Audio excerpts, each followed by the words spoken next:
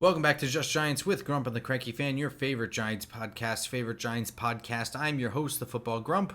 With me, as always, is Mike, the Cranky Fan, and we're back. Niners 34, Giants 24. Another Giants loss. They fall to 2-7. Cranky Fan was at MetLife Stadium for the Cranky Bowl. How was the vibes? How was the game? How you doing? How are you, Grump? I miss you. Another terrible weekend. Went to two big rivals of mine. Went to Jacksonville, saw the Gators lose. Came home for the Cranky Bowl, saw the Giants lose. Fantastic. Um,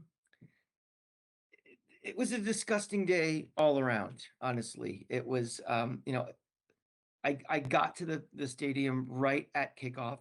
Racing through airports and everything, and obviously, the cliche when everything is everybody's like, I can't believe how many 49er fans were there. Well, I can believe it because I watch a lot of 49er games, obviously with the cranky wife. And, if they play in LA, they play in Arizona, they play in Kansas, wherever, there's always a million 49er fans there. The Steelers, the Packers, they get all the publicity for the fan bases that travel, but the Niner fan does too.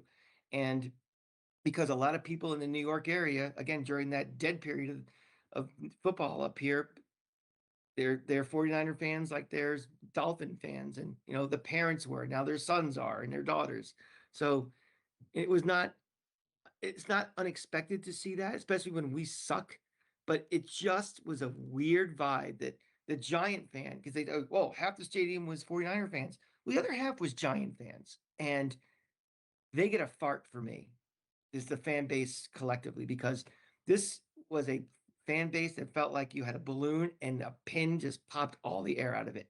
There was no enthusiasm at all. It was just a dead crowd, a defeated crowd that felt like they were dreading watching this team play. And, quite frankly, I don't really blame them, but it was just and then we had to sit next to, these morons, these 49er fans that are just the classic every first down turnaround. Yeah, that's what we do. That's what we do.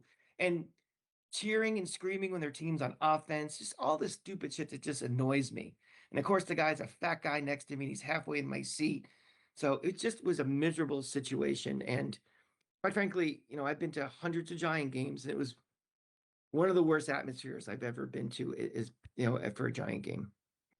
So yeah, I mean, I do want to talk about this just a little bit because Sure. it's a little annoying. I don't know. It falls under the category of like no shit, right? Like Mhm. this idea that like 4 or 5 beat reporters are like, wow, there are a lot of 49ers fans here. It's like, you guys should know better than this. Like, they travel really well and this team isn't good. So that Yeah. shit, this is a no shit Sherlock kind of situation. Could have guessed. And I gotta be honest, like, I don't blame a Giants fan for not wanting to go. You know what I mean? Like, it's one thing to just sell your and we've lambasted Giants fans for selling tickets because it's a night game or whatever. But like, you're out of it. You're out of it.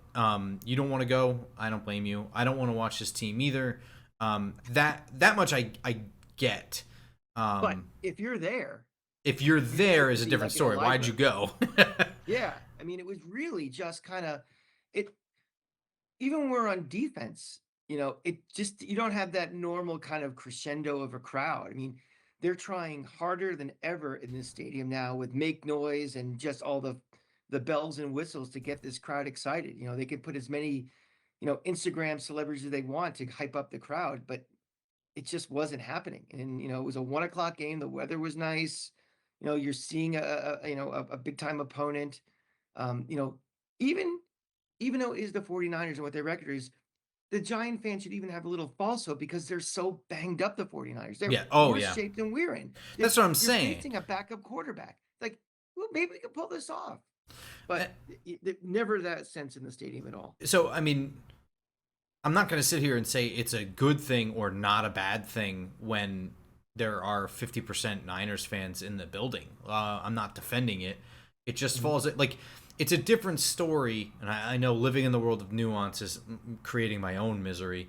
But it's a different story when you tell me that the stadium is 50% Houston Texans fans, or Mhm. Tennessee Titans fans have traveled in droves to go to this sure win on their calendar. There's Niner fans in like every single state.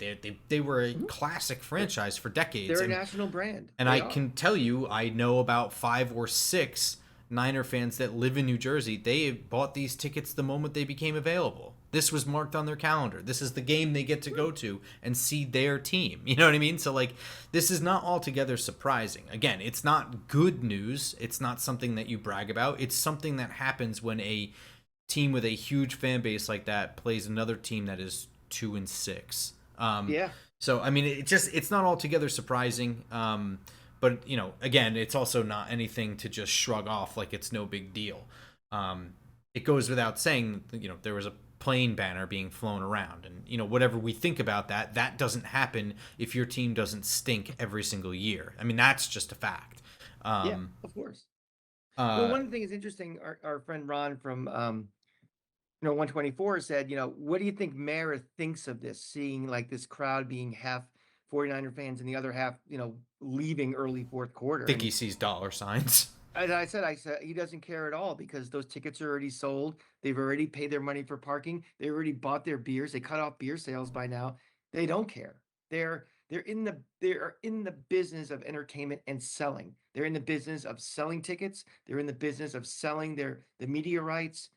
You know, is he happy that his team is 2-7? No, Absolutely but not. No. does he care who's sitting in which seat? He No. he's wiping all those tears away with $100 bills. Of course. Yeah. If the league and the owners truly didn't like it, they would not be partners with StubHub, and they would not be partners with Ticketmaster, and they would not be partners with all these things to encourage, or they would have like, you can't buy tickets if you're out of 50-mile radius away from, the stadium or something. They don't care. No. That's not their problem. The No, problem because is it the product. guarantees the ticket sale, right? Right. So Yeah. there's no incentive to stop buying tickets as a fan because I can always resell them on the market if Yeah, I they got don't us want to by the go. nuts. We So have to buy the tickets because we all have PSLs. And as bad as this team is, no one in their right mind is giving up their tickets because they want them next year and they like the tailgate. And there's always hope springs eternal. So they got us by the short hairs with the tickets anyway. It's just the secondary market. well, What here do they care? there is one interesting thing, and I don't want to go too far off course. And I would like to talk about the team in the game, but I don't. we are entering the phase now where the stadium has been around for almost 15 years, 16 years actually. Um, if you feel like this team is not going anywhere anytime soon, could you not consider? Sorry, I fought that sneeze as long as I could. Um, would you not consider selling your PSL, knowing that stadiums have a shelf life of about 30 years? Depends on what the market is for it. I mean, Exactly, but I mean, right it's now, the market, I don't check it every week, and I have no intentions of ever selling my tickets because I'm a friggin' idiot. But from what I've heard, you're underwater. We're all underwater in our PSLs. okay. So it's kind of like if you bought it as an investment, I think everybody who you shouldn't have bought those thinking about it as an investment in the No, no, capital no, gain no. or But something. I I know don't your think point, but my yeah. point is that becomes the moment where Mara probably gets upset when PSLs are being sold, because Mhm. that's a bigger statement right there. I mean, the tickets are fleeting. That's very fly by night. This is you look at this like a business. You're having a down year, a down couple of years in terms of You know product, when but Mary gets upset? When the arrow is still pointing up. well, when Mara starts to get worried is when people just they don't renew their season tickets and their PSL just goes away. Hmm. If you sell your PSL, and so theoretically, if somebody's buying that PSL, they're going to buy season tickets. So that's a wash. But if you don't renew if I get my invoice next year, I'm like, fuck you. I'm not renewing. I forfeit my PSL. It's gone. So now he has to sell that PSL to get people in there, or they have to market the team and sell the tickets. So that's the bigger Maybe problem. that's That's what a I big, mean then. yeah. I mean, I've heard fans that have been so frustrated. I'm just like, fuck it, I'm not buying them next year. And I'm like, well, what about your PSL? You're going to forfeit it. I don't care. Yeah. I mean, remember, it's been 15 years now. I mean, That's what I a mean. Like, yeah, long with time the, ago we bought those PSLs. and the stadium is at least, or is, it's hard to say how long a stadium's going to last, but it's such an unlikable stadium with such a bad reputation. I could see it having a shorter lifespan than It other stadiums, and it there's nothing particular about it that's, you know, remarkable. I mean, it quite literally is the most generic it, sports building in the world. it might be fantastic in the suites and the super good club level, but and again, we're not up top. We're in the 100. We're in the on the main level. It is such a piece of garbage. I mean, it is a fire hazard going through the tunnel to get to a The concourse, concourse is which is a ridiculous. bigger fire hazard. I mean, God forbid you have to wait in line to get a hot dog where, you know, I don't know how many fights we almost saw because people are just excuse me, walking through lines and people are like, the line goes here, go around, and it's bathrooms. Try to take a leak in between halftime and get back to your seat before the kickoff happens. It's just awful. It was just poorly planned for two teams to spend money on it. Never mind the fact there's no roof. It's just and it generates money for them, so they're not going to move it, anytime soon. Think about a new one, but it's a disservice to a major metropolitan area where their 80,000 seat venue is such shit. Speaking of such shit, the Giants played. Uh, Perfect segue. um, this game was a disaster, and you know what? It's really annoying because I don't think that I was like a charlatan selling hope that they could win this game. I really do think that there was a game plan in which they could have been very competitive in this game. This 49ers team is not very good right now with the players that they're being forced to play. And some of those, like, they're whatever. I get it. They're 6-3 and they've been playing with a back quarterback, but Brock Purdy not playing is not the major reason they're not doing well. And there are guys that are not going to be coming back at all this year that are a major impact to this team. Their losses are probably bigger impact to them than ours are to us. I don't know about that. Very They close. might be better players overall, but in terms of impact, I mean, you only have like one wide receiver on this team, and he's out. Yeah, so that's a huge impact on what you are able to do from there. But I get your point. Like they're better players, and it's a significant dent to what they can do.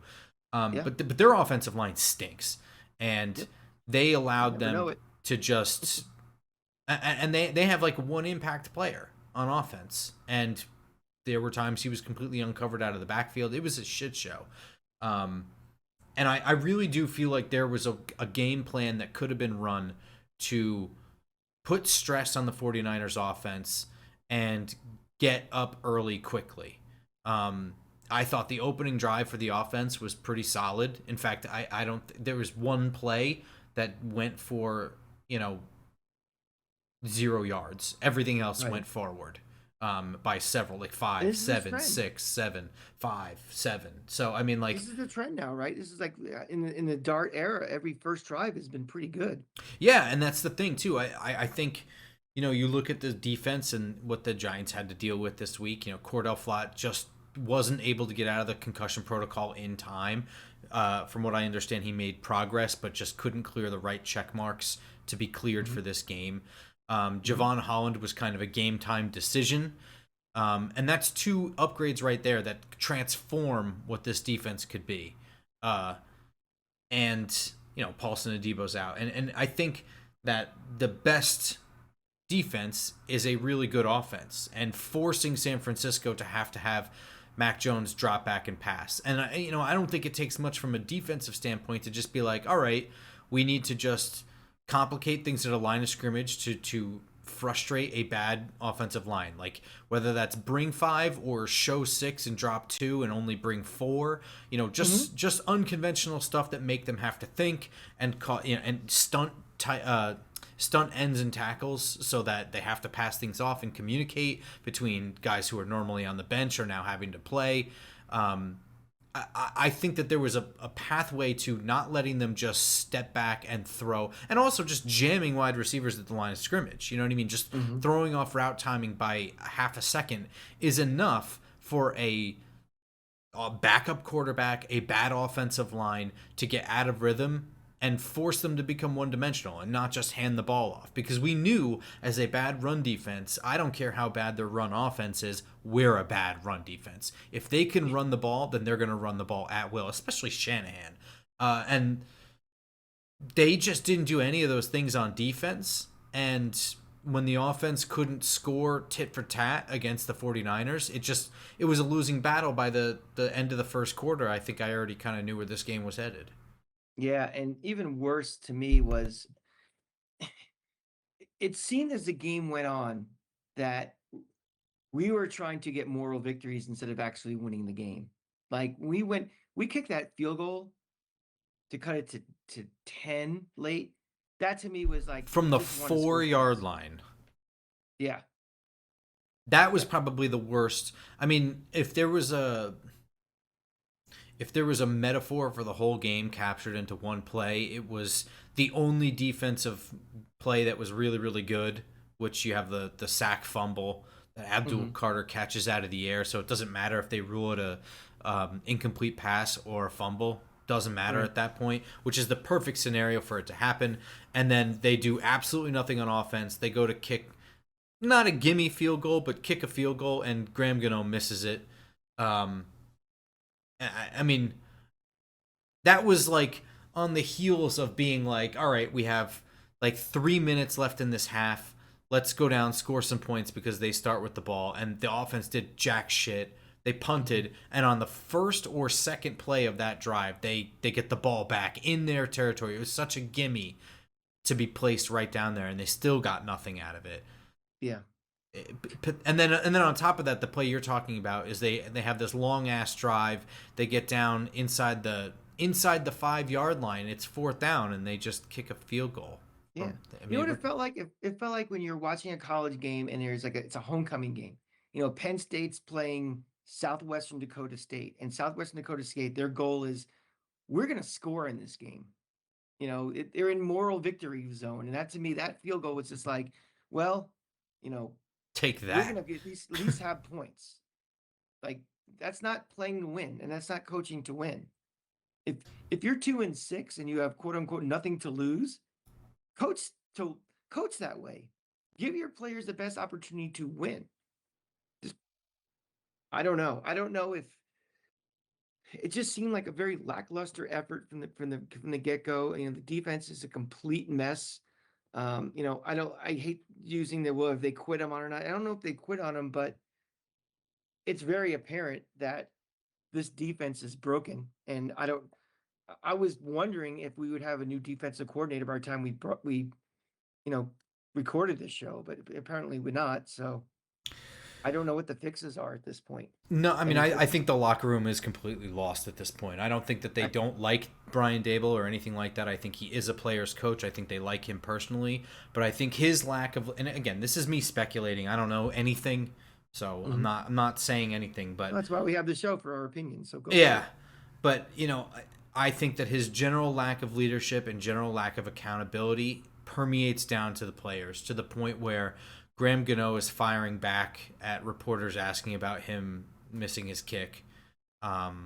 He's like, "Well, I didn't miss a single thing in warmups. Like, come on, dude. Fuck off, Noel. I Yeah, mean, come on. what Man's an ridiculous. idiotic thing to say, and Yeah. it's such a layup question, right? Yeah. It's so easy to just be like, yeah, man, I got to be better. Yeah. Um, so Well, you know what? It's even more than the leadership things with the locker room. So it's the third year in a row we're 2-7.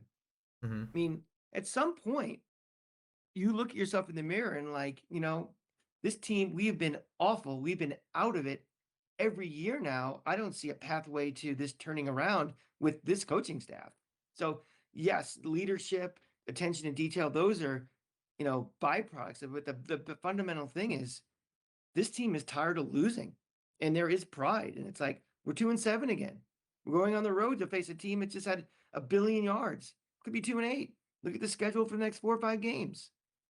Yeah, I just think that it's just you know how many years in a row can you be 2-7 and be a credible voice, at practice or having one-on-one meeting room discussions, or bringing out a coaching staff where this is our, a defensive coordinator who's again has been a bad choice, and you know, we're running out of excuses why they should be here, I mean, and the it players is. know it more than anybody. Yeah, They I live think it. it's multiple, right? Like I don't like Shane Bowen. I don't think I ever did. Um, I don't think he's the right guy for the job. But there's a whole other level of like players got to play, and I think at this Mhm. point, this isn't it's both. The players do have to play better. Like they got to execute. They know that. Mhm. But then there's also this thing of like just like no one's ever held accountable for anything, so they don't hold themselves accountable internally. So you have just a mere smattering of players that have the internal pride to want more from themselves and expect more from themselves and hold each other up. Um, And you can see it it's on the not good field with enough. So those like guys. Oh, even if Shane Bowen were here, if there was better leadership from the top down, I think that there's better execution on Sundays. I'm not saying that translates to a ton more wins or anything like that, but the product on the field looks differently, I think. You don't have this dejected fucking storming out of locker rooms. And I mean, I don't know if you saw any of the stories, but Deontay Banks ducking reporters, leaving out the side door. I think Brian Brian Burns, Burns was pissed. he I don't stormed care. out. Yeah, I don't Um, care about Deontay Banks, whatever his opinions. I don't care. When I see that Brian Burns, who's a leader and the only, and quite he's frankly, one the of, best statistical players on defense. yeah. I mean, if you look, who are the men among boys on this team right now? Brian Burns is one of those men. And when you Absolutely. see him, just showing his frustration again, it's just like, at what point do they start making business decisions and things for this season?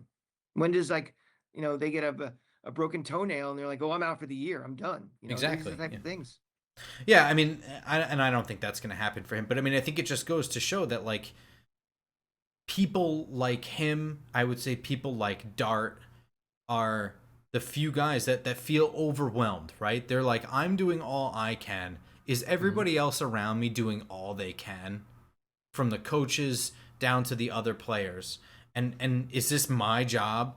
For starters, Jackson Dart doesn't even have a C on his chest. Let's talk about that for 5 minutes. This is Yeah. a guy who I don't think.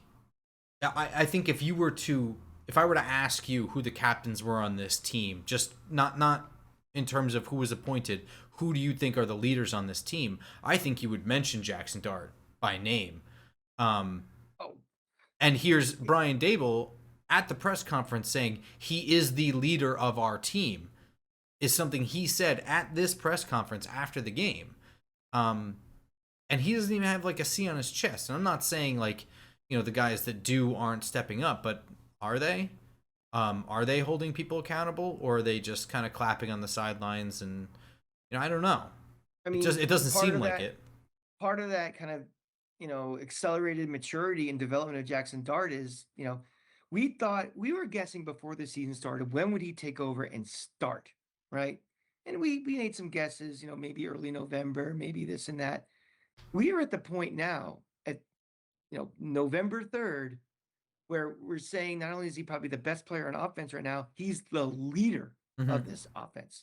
It's so much progression for him that I even have a theory that I think it puts Dable's job in more jeopardy of this development of Jackson Dart, because the one thing we were sold on to keep Dable was he's going to get his quarterback and develop him and get him to, a level where he's, a really good quarterback. If this is happening faster than expected, is there really a need for having Dable still here to be that development guy?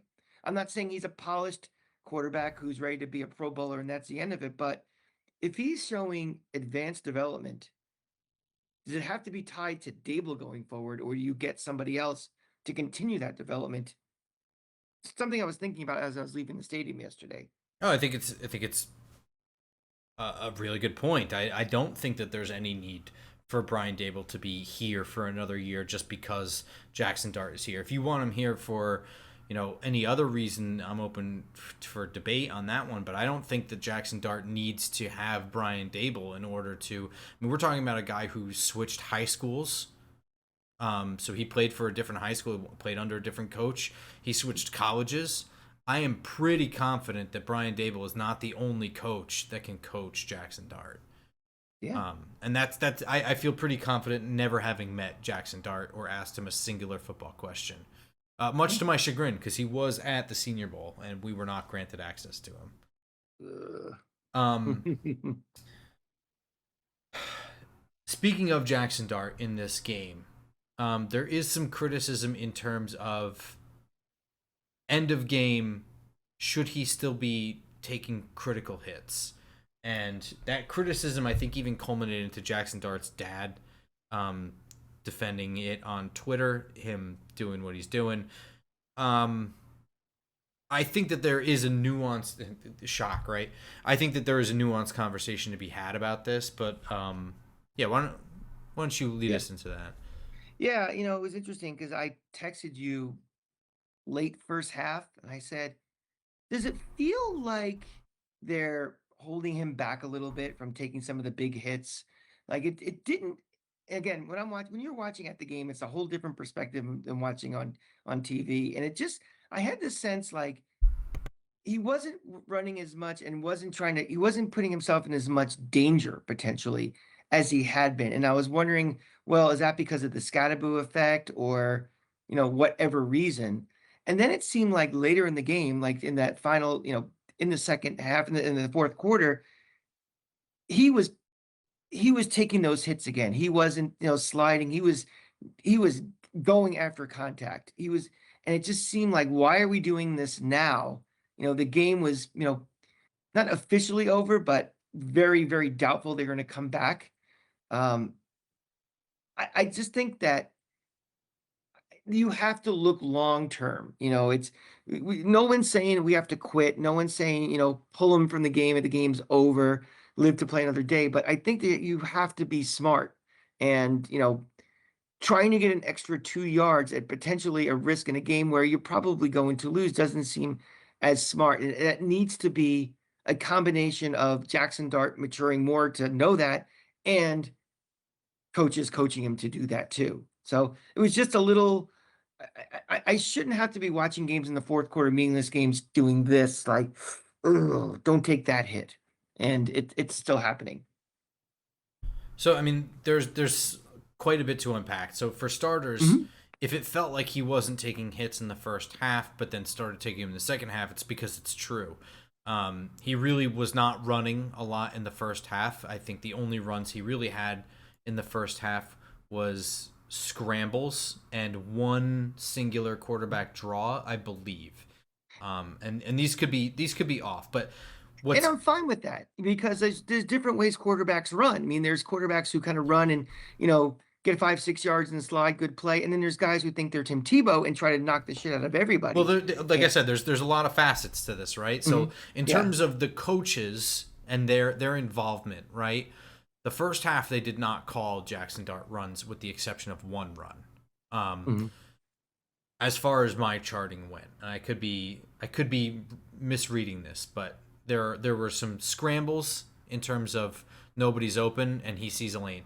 Now there there is, I think, an argument to be made that this was a game where you want him to be more of the running game as part of the game plan, just based on the defense that you're playing and based on the offense that you're running.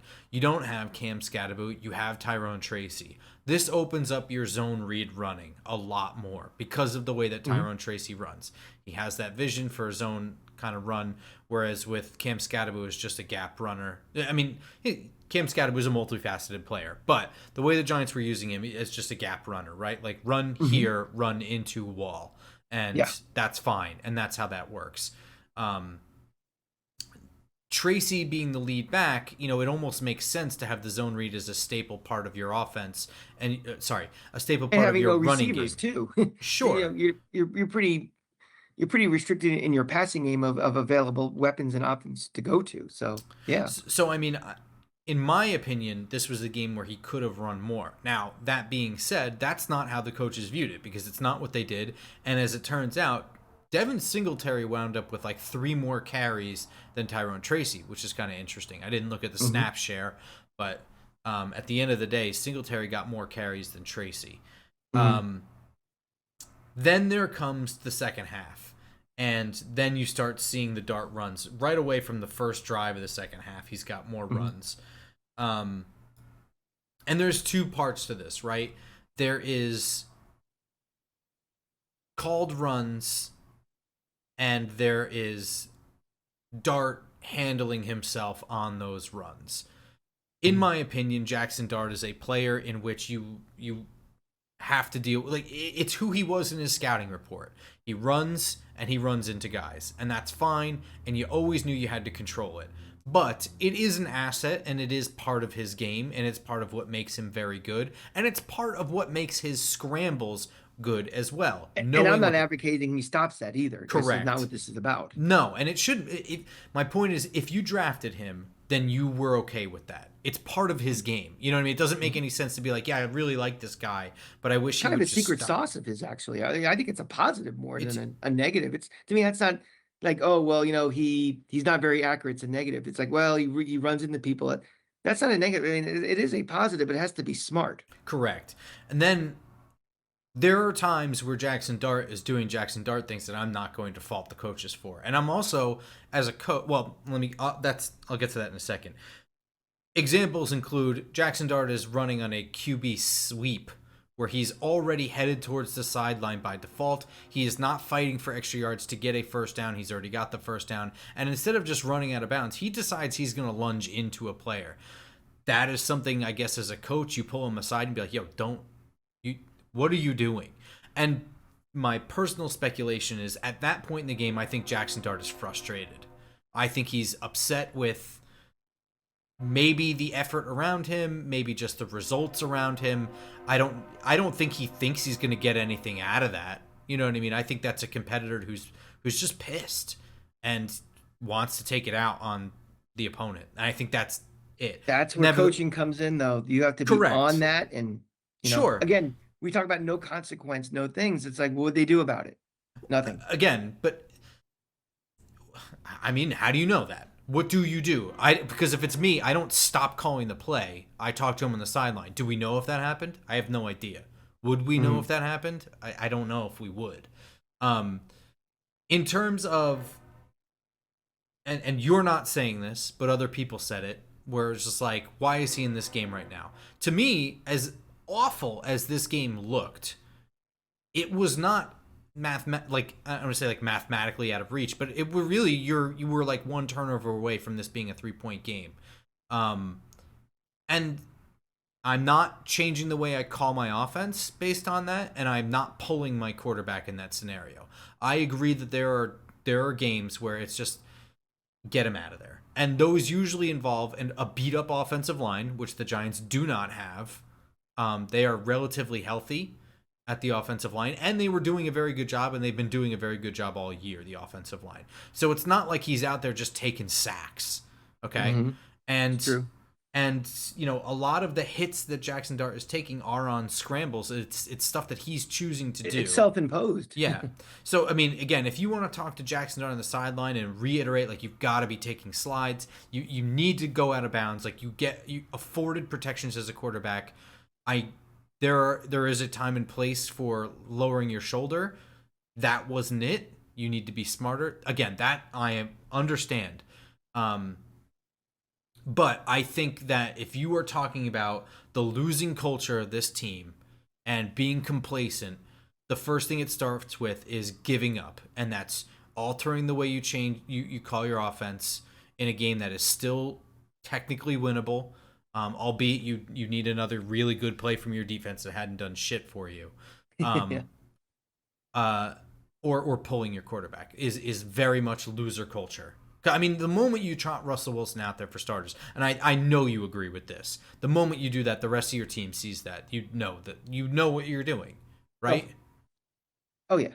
Yeah, you're waving the way, and not only does your team know that, your fan base just goes absolutely insane. It becomes, Oh yeah, you know, I mean, it probably gets your coach fired. It's one of those, seminal moments of like, you know, it becomes the quarterback sneak on third down. yes, very much. Um, so I mean, Had this been one more score, now we're talking about ultimate garbage time, where it's like no more, It no was more. lowercase g garbage. It wasn't Yeah, capital G garbage. yeah, and Yeah. I mean, I think that a suitable example is, would you have told Sean Payton to pull Bo Nix? And I know, it was like 15 minutes of the fourth quarter, but they scored like all of their points in the fourth quarter, all of them. So that was closer to garbage time in my opinion, where it's like, you know what, this game is a mess. Bo Nix is, yeah, let's not do this. You know what I mean? So I can't in good conscience, say I, like the I coaches think the did only anything wrong there.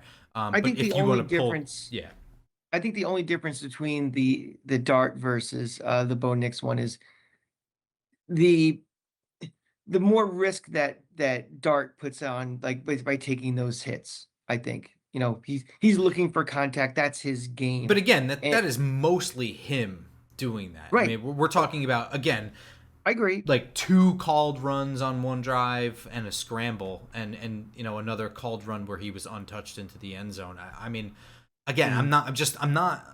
I'm not getting mad at that. If it gets egregious where it's the only thing our offense is doing, or our only running plays are just dart keepers of some kind, obviously this is excessive. You know what I mean? Like, they're gonna Here's start teeing off on him, but that's not really what I saw. here's the thing I don't understand. Like before the season, and we talked about it on our shows in August, that what was Scadaboo's role going to be on this team? And we're Mhm. like, well, I'm not sure how much because he has to figure out how to pass block and all the other things. And we went into the season thinking it was going to be Singletary and Tracy was our primary running backs. And now it feels like almost like they're afterthoughts. Like, well, you know, they're emergency running backs when this is who we thought this running back room would have been when the season started. Do you feel like that? That is definitely bizarre. I mean, I think that's part of the larger what's going on with Tyrone Tracy conversation, right? Where uh, if you want to look at it this way, from the snap share and the carry share from today, it's almost as if Tyrone Tracy were RB3 on this roster. Yeah, yeah. And that is interesting. Um, Personally, I think that I'm choosing to think that it's residual protection for a guy who just separated a shoulder, Hmm. and came back pretty quickly.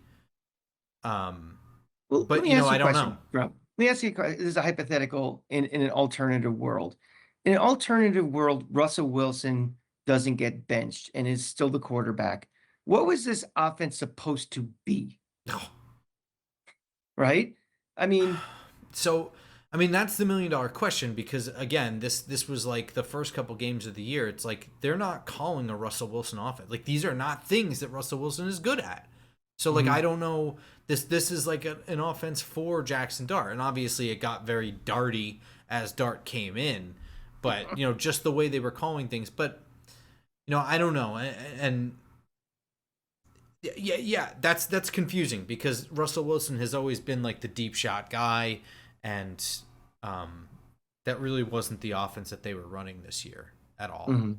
And even when Russell Wilson was in there, it's like they were running plays with Russell Wilson to set up a Jackson Dart moment later in the game and shit like Yeah. that. Like, it was just a bizarre approach, and I applauded them for giving Jackson Dart this cushion of two quarterbacks to lean on if at all necessary. Like, Mhm. Russell Wilson is the guy all the way, and even if he gets hurt, we have this guy who can come in there and it's okay. Like, there will not be any pressure for him to play. And then they install an offense that's almost like encouraging Jackson Dart on the field. They have a sub package of plays for Jackson Dart to get on the field. And It not only a sub package, they announced that they have a sub package for it. Like they were yeah. getting everybody ready for it. I It's mean, just look, man, I'm not an NFL head coach, and these guys are all smarter than me. So I'm not claiming to be smarter than, but it didn't make any sense to me, approaching things that way. And in some ways, it was really clever, but in other ways, it almost made signing Russell Wilson, null and void, right? yeah, I yeah. mean, at that point, you could have gotten, a cheaper, and not that Russell Wilson was that expensive, but you could have gotten a cheaper starter to, someone that you were less tied to that would be less dramatic. I don't know. Um, A just Mac somewhat, Jones. yeah. Well, somebody a little bit more mobile, maybe. But just somebody that replicated Jackson Dart's skill set maybe a little bit more. I don't know. Mhm. And Russell Wilson was signed before the draft, though, right? Yes. So I mean, that probably feeds into it. You don't know you're getting Jackson Dart. They had to Right, trade up to right. get him and whatever. So You could have drafted a Mac Jones clone and it would have been all different. So you don't know. sure, yeah. Mhm. Um, I don't know, man. I don't have a ton of notes from this game other than It, just general disappointment. Guys continuing to guys that aren't stepping up. Darius Slayton dropping another touchdown pass. Theo Johnson dropping a key third down conversion. Um, you know, it just it's seems hard for me to really get on the secondary too much, right? Like Corey Black and Jarek Bernard Converse. You know who that is? Yeah, me it either. doesn't matter if you can't stop the run. It doesn't, it Yeah, just that's makes true. everything all the more worse. My biggest takeaway from this was just we saw two teams that are very, very seriously banged up, and we saw one coaching staff kind of figure out what to do, Hmm. and one coaching staff that doesn't seem like they know what to do with Correct. these adversity things. You are correct. So the Giants are now 2-7. Where are we? What is this team? Where's the rudder? Where's the direction? Are you still purchasing hope for this roster? I think the conversation has to, and let's preface this, starting this conversation, but 2-7 means we are halfway through this season now. Hmm. And we are also 3.5 years into this regime. So these aren't knee-jerk reactions. No. These aren't, well, the first thing this is not overreaction Monday after week one. We have a lot of, data points and a lot of eye tests for these kind of opinions. I think you have to do kind of two things. It's everything else other than Jackson Dart and Jackson Dart. You know, what is this team? You know, halfway through this season, are we below expectations, meeting expectations, above expectations for everything else besides Dart? Dart is a whole separate conversation. We've already basically had that conversation. He's exceeding what we had hoped for and everything. But, you know, this defense is far below expectation. Just how Let's take Brian it by Dable and the let's coaching let's take staff. it by position group instead of Okay. just side of the Yeah. ball. Yeah. I mean, we'll take Dart out of it. I think, the we with Scatterboo, I think this running game was above expectation, for sure. When you lose him, that's where this really gets hard to kind of parse out between the personnel we have and how everything else is. I mean, I think with Scatterboo as part of a, 2.5, three-headed monster, four with Dart, I think the running game was better than anticipated and better than we'd hoped for. Agree? I would say that the running back room is generally average or so among the league, right? I mean, Mhm. uh, I still think and we didn't get to see a lot of him this year because he suffered an injury early, and now we're questioning what's going on there. But I think that Tyrone Tracy is definitely somebody that gives you a burst, and Mhm. Cam Scadaboo gets you yards that are not there, right? Yeah. So a 2 yard run becomes a 4.5, 5 yard run. That is a strictly Cam Scadaboo thing. And I think the net result is you have a pretty average NFL running game right there. You add in the Jackson Dart, full effect to that, and the running game I think ends up being a little bit above average. Yeah. Wide receivers, well, Neighbors got hurt, so that really it's hard to evaluate, but I think Wandell has exceeded expectation. I think, what's it, fuck's his name? Slayton, Slayton is underachieved. I yeah, mean, he might be he might be in the wide receiver one role that he's not comfortable with, but he's not stepped up his game to be that person or a reasonable facsimile of it. So the wide receiver room to me is incomplete. I would say probably the way Wandell has kind of stepped up. I think maybe offsets the injury and expectation level. So I'm going to put it at expectation, probably. I mean, I would say it's It was a below thin room average. anyway, so Yeah, I mean, we had low I would expectations. say it's below average. You know, I know that Malik Neighbors is this freak of nature or whatever, but I'm still of the opinion that Malik Neighbors has done little yet. I mean, like consistency is such a huge deal, and rookies can have breakout years and then have a really big sophomore slump in all Mhm. positions in football.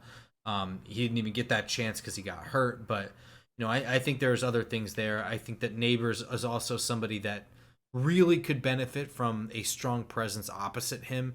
And going into this year, they walked into this year with a really thin room, and I mean, Mhm. there's thin like we only have so many resources to use, and then there's thin like did we look at this before it was too late? Because that's what it felt like, right? Like, We're gonna get to that later. yeah, I mean, That but the general room more of a is, position group. but part of the reason why that room for me is below average, Malik Neighbors is a freak of nature. I think that Wandale is finally able to just be Wandale and not catch passes within a yard of the line of scrimmage and then get hit by 17 guys.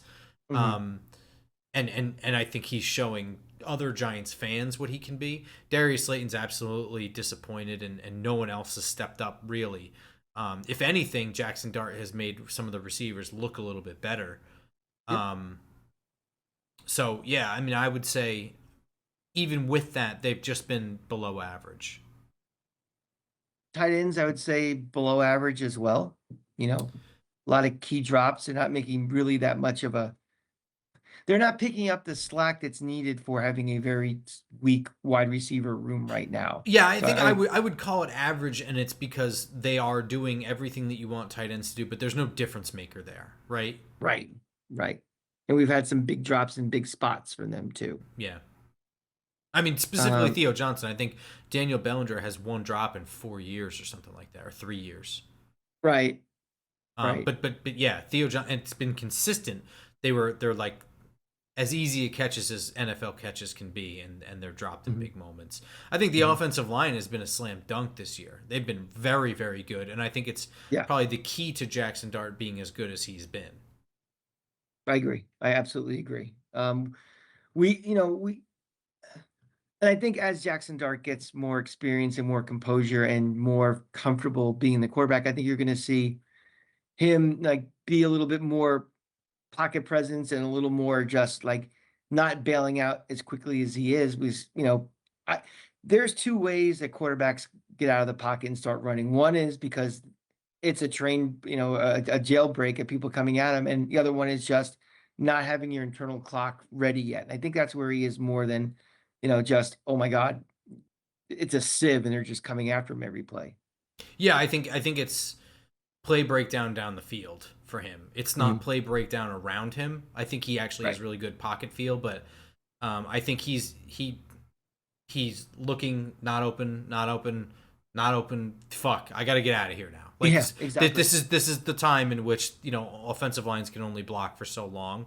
And I think that's where he's at. And then it depends on whether he decides to tuck it and run or start dancing around and hoping that somebody gets open. Just Right. make it, whatever, backyard ball. So I think on that's the offense. Yeah, I think on the defensive side of the ball, and I'll take the lead on this one. You see if you agree. Yeah.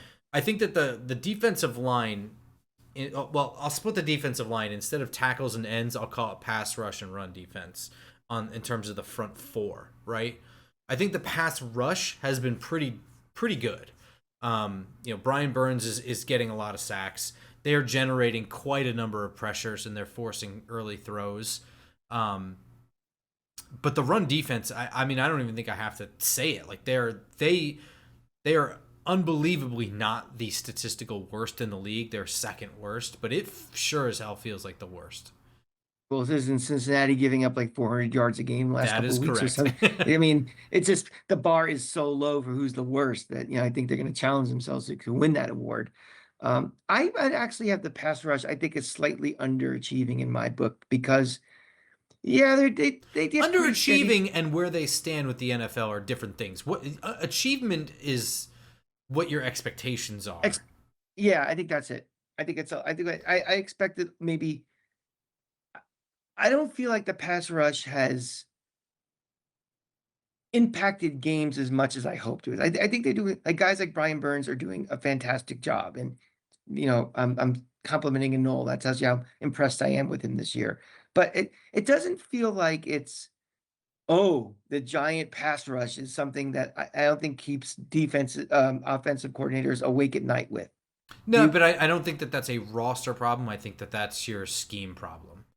I think that you're not doing enough to maximize the play. I mean, you look around any other. I mean, look at Robert Saleh, right, from the get go, right? Mhm.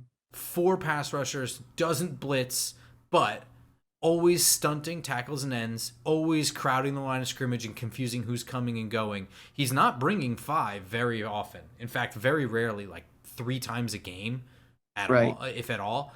Mhm. And yet still generating more pressure, and it's because he's maximizing what he's got in front of him.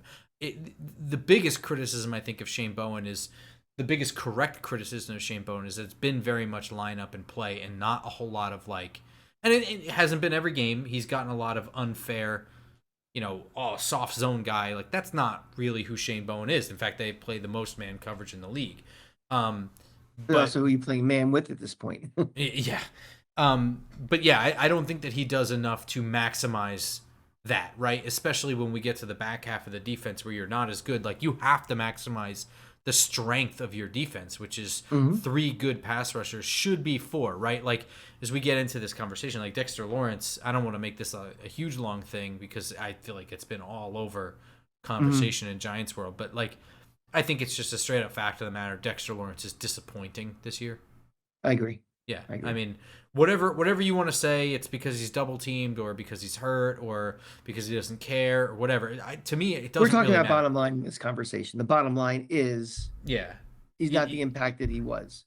No, and I think when you're building this roster and you're trying to get things ready for this season, you're counting on him to be him, not just a Mhm. good defensive tackle. You're counting on him to be him. That's what you're paying him to be. And so Right. when you build around it and you say, well, our defensive tackles are good enough, that's considering Dexter Lawrence is who he is. When he doesn't show up, now it makes you look stupid in some of your other decisions. So that's one of those things where it's like, if we get into the has Joe Shane made a good roster or not, like I can't fault him for the fact that Dexter Lawrence is not playing to his standard or Mhm. Mhm. whatever. We can criticize that maybe he didn't do enough with defensive tackle, but I didn't see it as being like I thought we'd be pushing the pocket from the middle so much more than we are, and I don't know why we're not. And if we're Um, not pushing the pocket from the center and it's a sieve in the running game, what the hell are we doing? exactly, yeah. Yeah.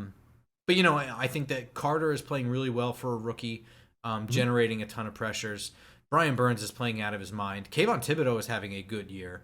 Um, Let's go back to Carter for a second. We're half a season in for him. Above expectation, at expectation. no, I mean I think again, if you're going to use expectation, then there's other things involved. Mhm. I think that he is definitely disrupting things left and right, but I don't think that he's being used in a way that maximizes his impact Agreed. on the game. You know what I mean? Agreed. Like, Agreed. Yeah. and that's not to just throw everything on the coaches, but I think that that's a huge part of it. I think because it's one of those things, right, where like you have to like push your nerd glasses up and be like, well, actually, he's generating all these pressures and look at all these clips, and then you just get like the bro, just like, yeah, no sacks, 0 sacks, dude, Yeah. 0 sacks, and so and that's one of those things where it's like, yeah, I mean, the reason he doesn't have part of the reason he doesn't have sacks is because I don't think he's being maximized. Mhm. Although I will say I don't think that he played very well in this last game. He's also a rookie, right? Like, what are we Yep. doing here? Criticizing every moment of a rookie.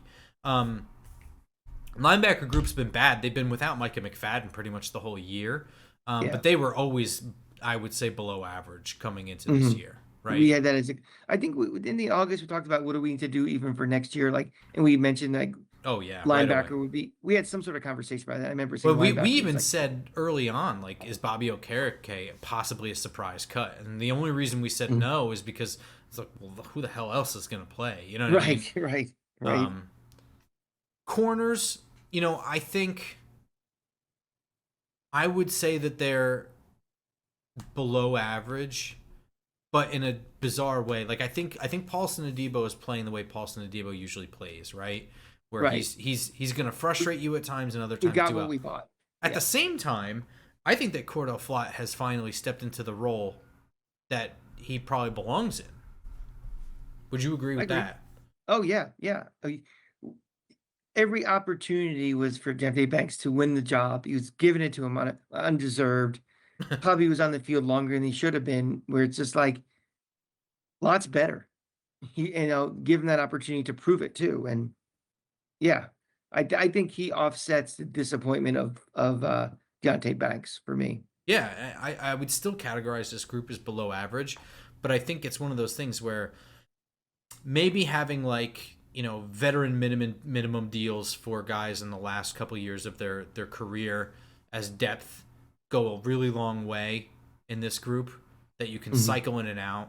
Um, you don't have an impact guy who's gonna be a lockdown corner on this roster. You don't, right? mhm. And that's Is something it that as maybe you build to, but like there are not a lot of those guys to go around. That's not something that like you know 28 teams have, and you're one of the four that don't.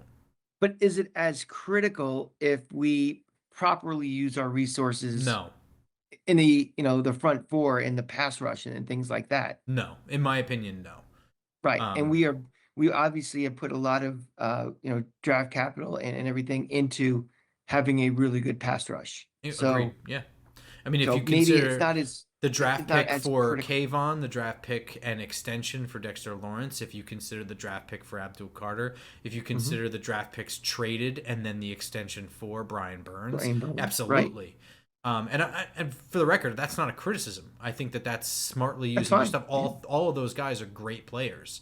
So that's actually getting a return on your investment. Hmm. Safety group, I think we both can agree, has just been downright bad. Not even below average. They've been bad. Bad, bad, Yeah. bad. Um, Overall, looking at this team, what we went through, it sounds like, and you can correct me if I'm wrong, the offense is trending in the right direction. The defense has a strong spot and weak spots. Would you agree with that? Yeah, I mean, again, it's so hard to tell on offense when you don't have, your Your number one wide probably your receiver. best pound for pound player not playing. Right. So that changes everything. Sure. And also as much as, Jackson Dart, he is still mainly on potential. Yes, definitely.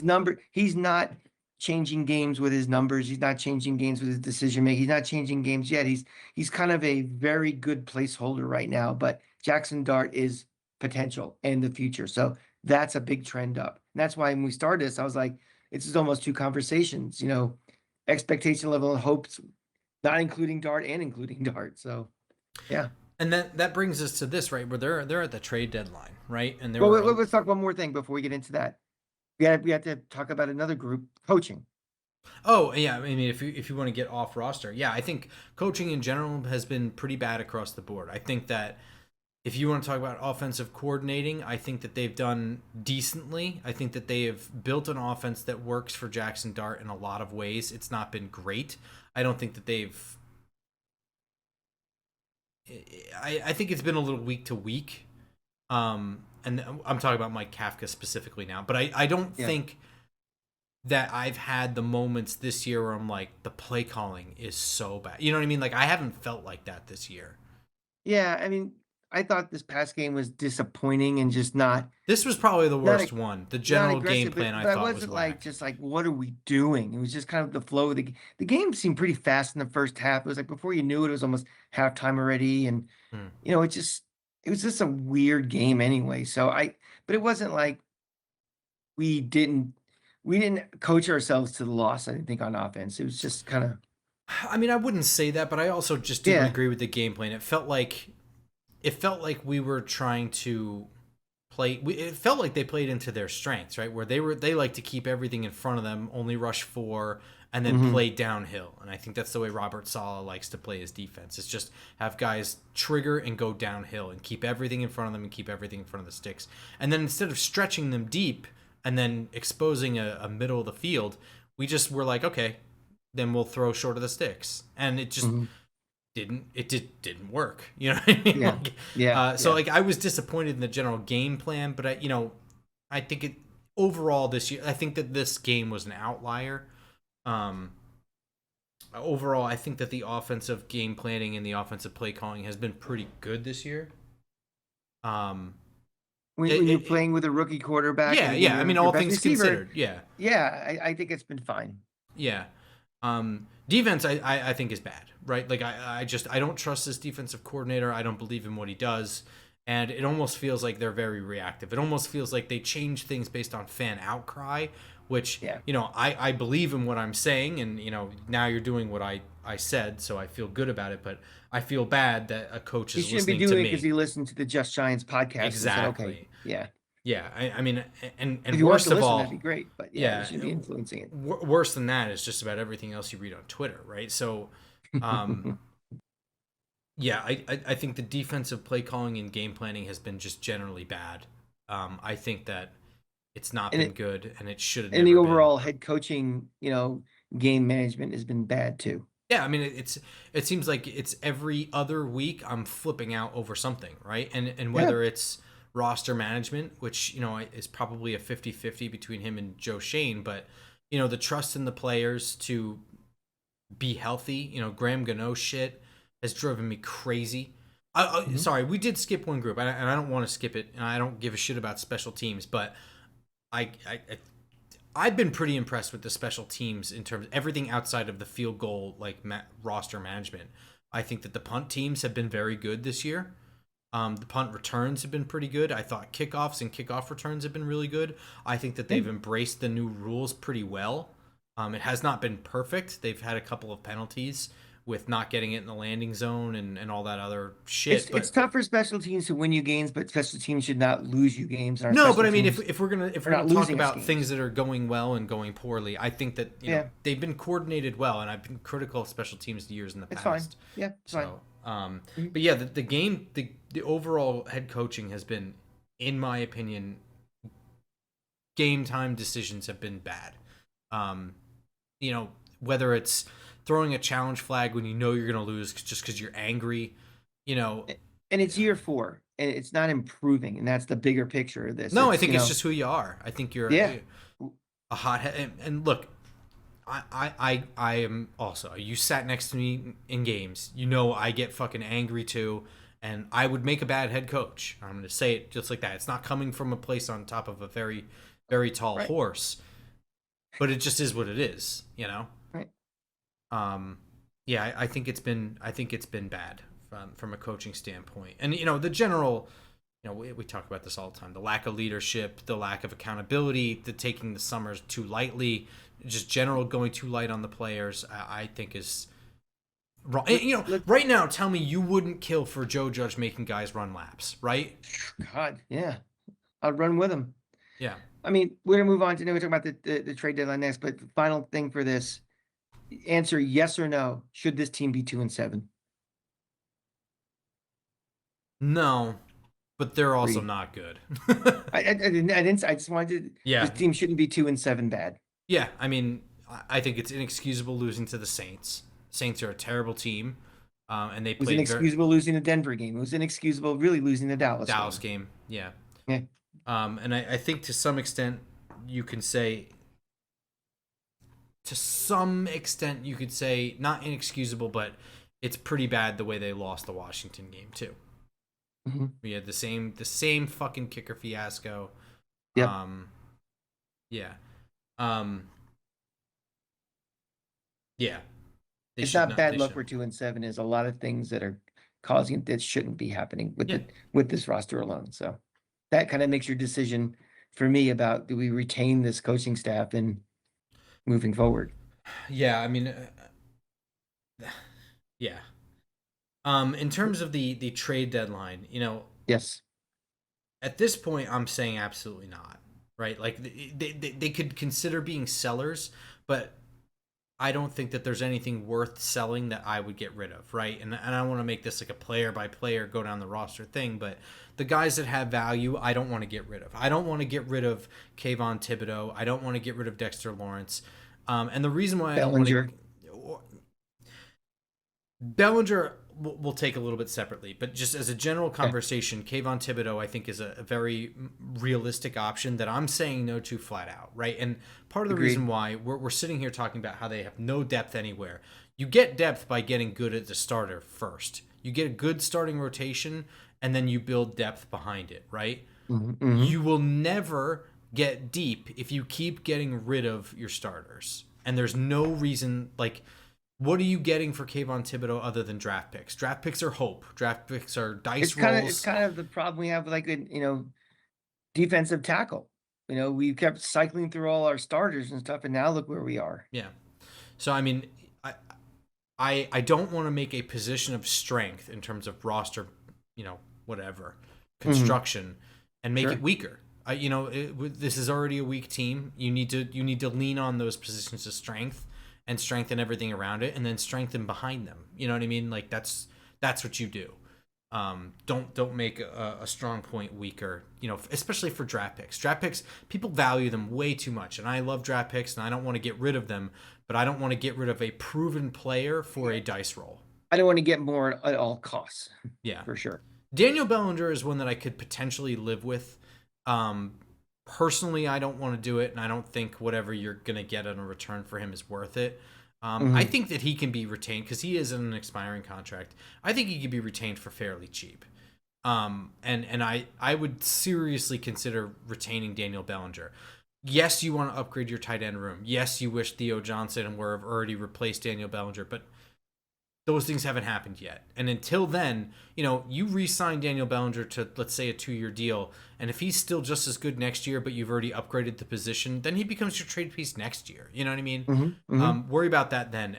Again, tight ends is you have two starters in this league. Both could be upgraded between Theo Johnson and Daniel Bellinger, but at least you have a position group where you have two starters, right? Hmm. I'm Yes, I'm agreed. I'm okay with that. But at least that one I would entertain whatever I'm being told. I'd pick up the phone for that one and listen. Yep. Yep. Um, I I don't think that the Giants should be sellers. I don't really think that they should be buyers either. In fact, I will even say this: the Giants currently hold, and it's November, so time for us to talk about the draft, right? The Giants currently hold like the fifth pick in the draft. I'm just gonna say this flat out. Drafts Hmm. are about players, not not positions. Right. So whatever. But the fact of the matter is, the Giants don't really think they'll be looking for a quarterback in this draft. They are picking a quarterback spot. Outside of there being like some tremendous talent there, I'm considering trading down. You have Sure. no third round pick this year because of your trade up for Dart. Um, and we just went through. There's a ton of places that need upgrading. I'm considering trading down. And the spotty record of this, regime with their draft picks so far, I want as many, you know, darts thrown at the dartboard as possible. Yeah, So I agree with you. yeah. And I know that's like a really popular like trade down, whatever. But like you have pick 5. Like you have a real opportunity to trade down. This isn't like you're picking at 13 and saying trade down. Like Hmm. you could really move down from 5. That's not unrealistic at all.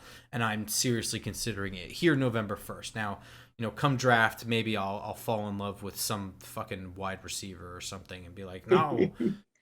But yeah, I Right mean now. that I, Hmm. I think that speaks more to this roster than anything, right? You get a premium pick when you don't need a quarterback, and it's almost like a luxury. Like, yeah, I mean this guy probably should go 10th, but I'm not risking it. He's a really good player. We're taking him at 5. That's what a good team does. When you're a bad Right. team, you're like, well, Mhm. fuck, let's roll the dice because we need more shots at the apple. So I mean, I think that speaks to the roster. I agree. I completely agree. And for my thing, I wouldn't be a buyer or a seller either.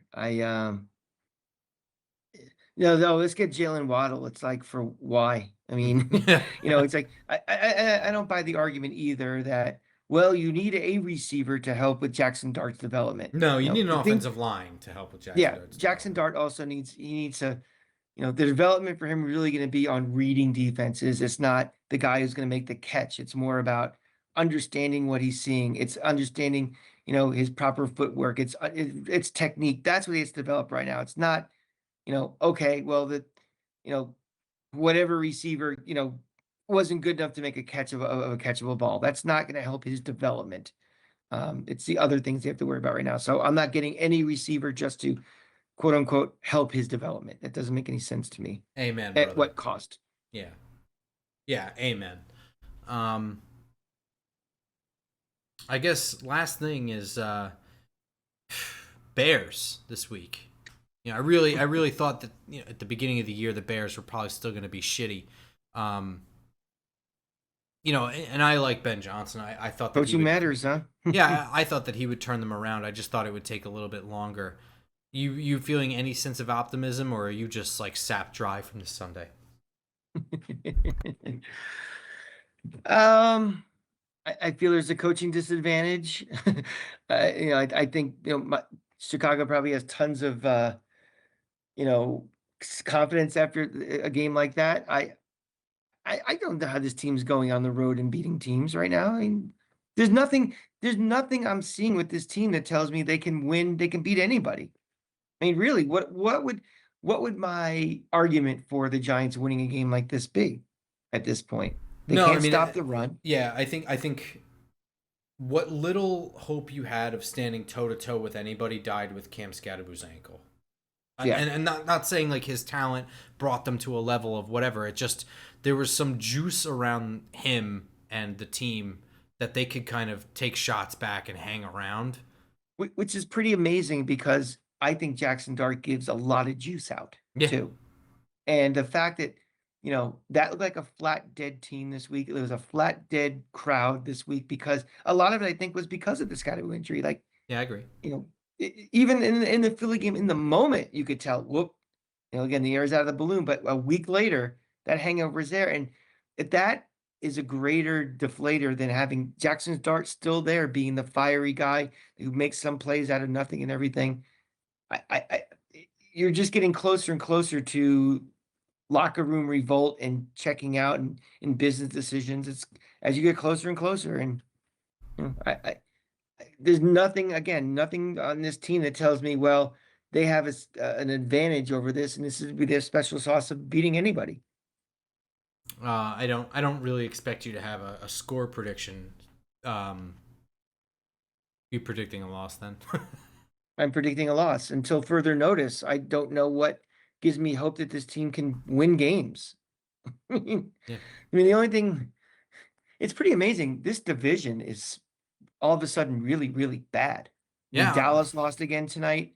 Washington is, come off the rails, which we kind of predicted a little bit in August, didn't we? yeah. We didn't Didn't expect Jaden Daniels' arm to be dangling though. Right, but we did say though that I know I said it, that there's always that team that seems like they overachieve and they come back to earth the next year. Remember, I picked us to win Washington that first game because of that, and Yeah, they certainly seem like that team. I think overall they're on the right track, but I think that last Agreed. year they absolutely overachieved and that they were going Hmm. to come crashing back down to earth a little bit this year. They're still on the upward trajectory, or they were I'd anyway. I'd rather be them than the Giants Dallas. or I'd rather be them than Dallas right now. Dallas, yeah. Of course, absolutely. And Philly is just kind of muddling along, I think. I I don't think think they've they're just really waiting. I gotten think they're right. waiting for the playoffs. Yeah, it Honestly. could be. Yeah. Yeah. Um all right, well, that's going to do it for this. Um we will, we'll be on standby for any emergency trades or, coach firings. A major emergency firings. I mean, Yeah. Yeah, which, not really a joke. So, I mean, are you were you thinking in the back of your mind that they're going to fire Bowen today? no, I didn't.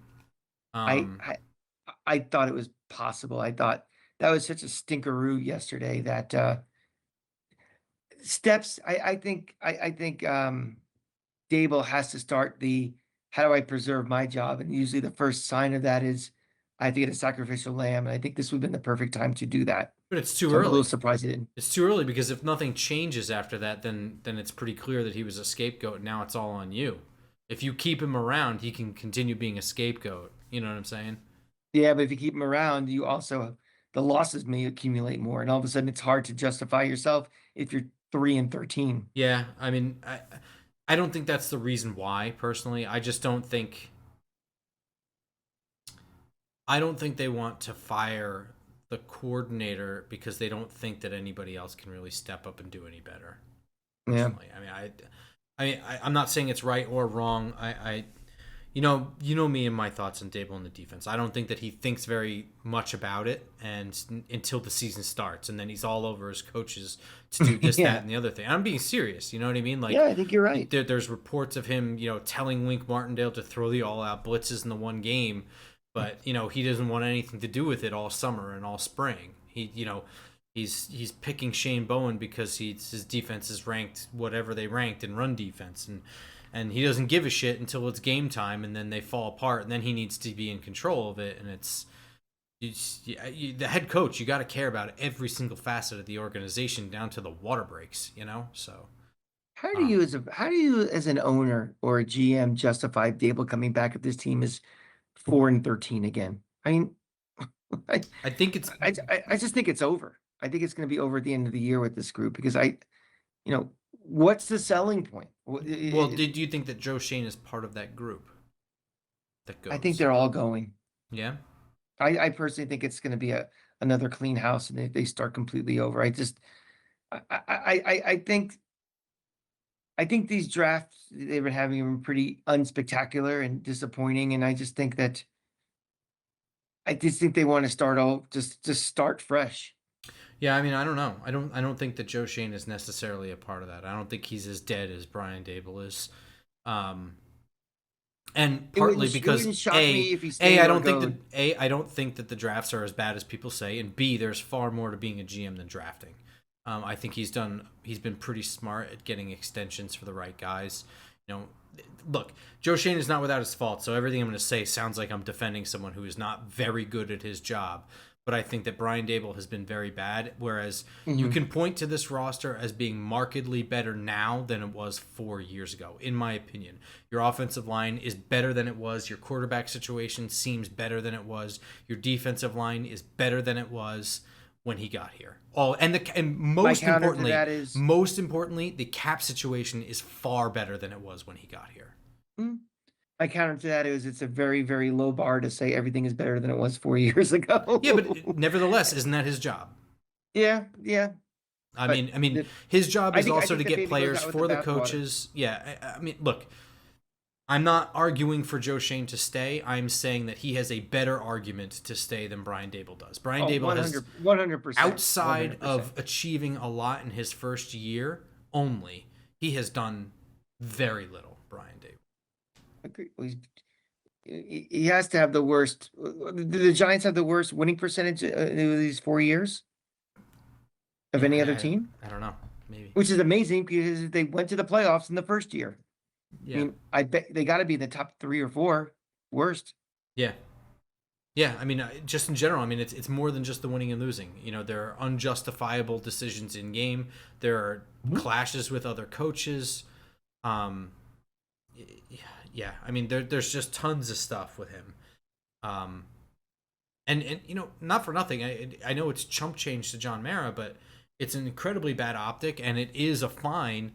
Him running into the fucking tent. I mean, it's Yeah. optics like that are no good. Also, so um, Of it's a the last 4 years, the Giants have the third worst record in the NFL. The yeah, only two teams worse, the Jets and the Panthers. And the interesting. Giants are 2 games better than the Panthers. How bad are the Browns? Got to be right around there too. Browns are ninth. Huh? They're 27-41. We're 22-46-1. Panthers are 20-49. Panthers are bad, man, and they're on Yeah. a roll right now. That podcast came back to life, by the way. Oh yeah. Yeah.